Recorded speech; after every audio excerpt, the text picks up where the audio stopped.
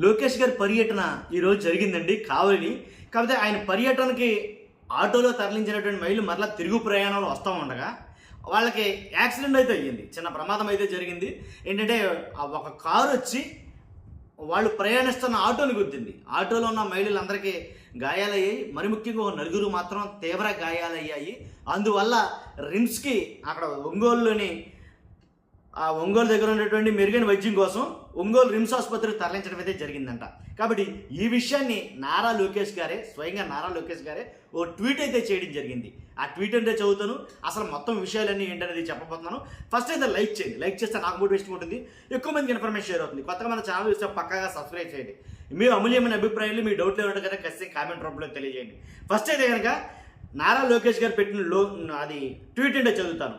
నా పర్యటనకు వచ్చి తిరిగి వెళుతున్న కార్యకర్తల ఆటోను కారు ఢీకొన్న ప్రమాదంలో పలువురు గాయపడటం చాలా బాధాకరం. గాయపడిన వారందరికీ మెరుగైన వైద్య చికిత్స అందించాలని అధికారులకు ఆదేశాలు ఇచ్చాను. ఉలవపాడు ఒంగోలు రిమ్స్ ఆసుపత్రులలో చికిత్స పొందుతున్న కార్యకర్తలను పరామర్శించేందుకు టీడీపీ నేతలను పంపించాను. కార్యకర్తలకు అన్ని విధాల అండగా ఉంటుంది తెలుగుదేశం పార్టీ. అంటే అది పడిపోయి ప్రమాదంలో గాయపడ్డ వాళ్ళందరూ కూడా తెలుగుదేశం పార్టీ అండగా ఉంటుందని చెప్పేసి ఒక ట్వీట్ అయితే నారా లోకేష్ గారు చేశారు. కాబట్టి వెళ్ళిపోయి మంది అంటాం ఆటోలు అంతమందిని అలా ఎక్కించుకున్నాడండి బావిడ. 90 ఎంతమంది ఉన్నారన్నారు దాంట్లో జనం. మరి అయితే 90 10 మంది అనేది మనకు అంతగా స్పెసిఫిక్ నెంబర్ తెలియదు, కానీ మొత్తానికి 90 అయితే ఉన్నారని ఒక అంచనాకైతే వచ్చారు. కాబట్టి అసలు ఎందుకనంటే కనుక కావలి నారా లోకేష్ గారు పర్యటన అయితే జరిగింది. ఏదైతే మాలేపాటి సుబ్బానాయుడు గారి కుటుంబాన్ని, వాళ్ళ కుటుంబ సభ్యుల్ని పరామర్శించడానికి నారా లోకేష్ గారు అక్కడికి వెళ్ళారు. ఆల్రెడీ ఆ జిల్లా అంటే ఆయన చనిపోయిన తర్వాత ఆ కుటుంబ సభ్యులు పరామర్శించడానికి వెళ్ళారు. అక్కడ ఆల్రెడీ టీడీపీలో 2 వర్గాలుగా విభేదాలుగా ఉన్నారు వాళ్ళు. అక్కడ మాలేపల్లి ఎవరైతే ఉన్నారో వాళ్ళు, తర్వాత వర్సెస్ కావ్య కృష్ణారెడ్డి ఎమ్మెల్యే గారు.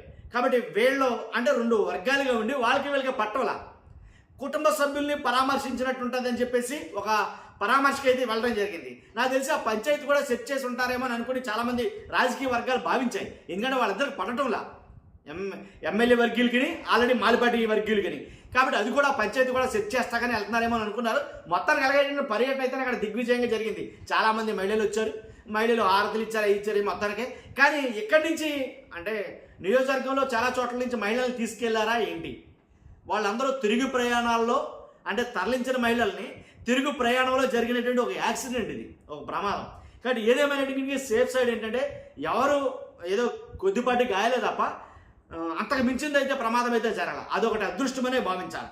కాబట్టి అంటే వీళ్ళు ఎవరంటే ఉలవపాడు మండలం అలగాయపాలెం ఎస్సీ కాలనీకి చెందినటువంటి 90 మహిళలు ఆటోలో వస్తుండగా మహిళలను ఆటోలు తరలిస్తుండగా అక్కడ యాక్సిడెంట్ అయితే జరిగింది. అదే కారు ఢీ కొట్టింది మెయిన్. అందువల్ల వాళ్ళకి ఈ ప్రమాదం అనేది సంభవించింది అని అయితే మాట్లాడుతున్నారు. ఏది ఏమైనప్పటికీ ఆంధ్రప్రదేశ్ కావచ్చు, తెలంగాణలో కావచ్చు, ఒక మాట చెప్పాలి నేను ఏంటంటే యాక్సిడెంట్లు మరీ దారుణంగా అయిపోయినాయండి. నిజంగా మీకు అనిపించిందా? నాకైతే ఇది కూడా చూసిన తర్వాత ఏంటి బస్సులేంటి, లారీలేంటి, ఈ వ్యాన్లేంటి, ఏంటి ఇన్ని యాక్సిడెంట్లు, ఇన్ని ప్రమాదాలు ఏంటి రాష్ట్రంలో, ఇన్ని ప్రమాదాలు ఎలా జరుగుతున్నాయి ఏంటి, అసలు ఏమైంది అనే ఒక ఆలోచన అయితే కనుక అనిపించింది నిజంగా.